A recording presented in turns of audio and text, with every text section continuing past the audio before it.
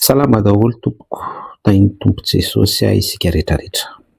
Tafapetraka soamantsara iny izany ny Papa Léon XIV andry zareo katolika Romanina. Inona no azo ambara? Ny azo ambara sy afatra apitaiko amintsika androany dia hoe aleo ry reto tsy miteniteny foana intsony, tsy maminany sandoka rehefa tsy naray zavatra tamin'Andriamanitra tsy toa, rehefa tsy naray faminaniana tamin'i Jesosy Kristy dia aleo tsy aingam-piteny sy faingam-paingam-bava.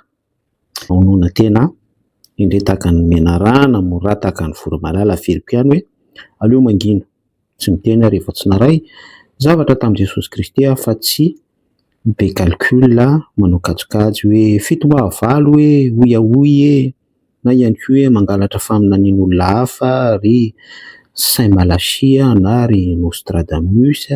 Tsy tsara izany, tsy araka ny sitrapon'Andriamanitra izany, tsy selon la Bible izany. Surtout manao an'Andriamanitra tsy toa sy Jesosy Kristy zanany ho famenarana, manao ny anarany ho tsinotsinona, manamavo ny anarany avo indrindra. Averiko farany hoe aleo tsy haingam-piteny sy miteniteny foana faingam-paingam-bava fa mahony tena amin'izay. Ataovy lesona ny fahalavona sy ny zavatra niseho. Tsy dia tsara ny manao intéressé, manao kajikajy, manao calcul, miséduire pino, maka fanahy-pino, culte de personnalité, mankalaza tena, ny zavatra ohatran'izany. Aoka ny sitrapon'Andriamanitra foana no toavintsika sy lalaintsika ary mahony tenany amin'izay mandeha ao anatin'izay hoe sitrapon'Andriamanitra izay.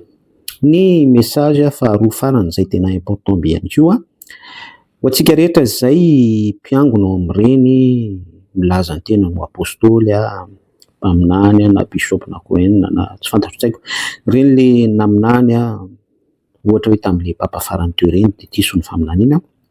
Ho antsika izay mpiara-miasa aminy sy mpiara-mivavaka amin'izy ireny, iray andihany eo amin'ny fiangonan'izy ireny izany. Raha ohatra nareo tsy te hivoaka amin'ilay fiangonana dia naminany lainga ary ilay olona, fa mba te hitoetra ao nareo, te hipetraka ao, te hiara-idera ao satria tsy fantatro hoe mety efa nisy zava-tsoa fanaovanareo sy ny fampaherezanareo hatramin'izay. Tsy maninona izany, tsy maninona izany.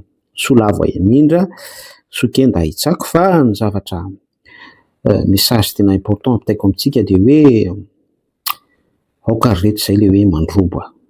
Aoka izay le mandrobo, mikoezikezy azy ireny hoe efa hitanao izao fa naminany lainga izy, tsy nety ny zavatra nataony, tsy selon la Bible, tsy araka ny soratra masina.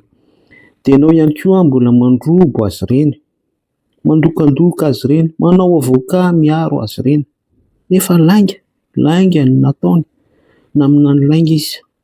Miteny zavatra tsy avy amin'Andriamanitra izy fa araka ny sainy sy ny calcul atao an-tsaina, kajikajy araka ilay teniko teo hoe manao intéressé, miséduire pino, manao culte de personnalité, zavatra ohatran'izany.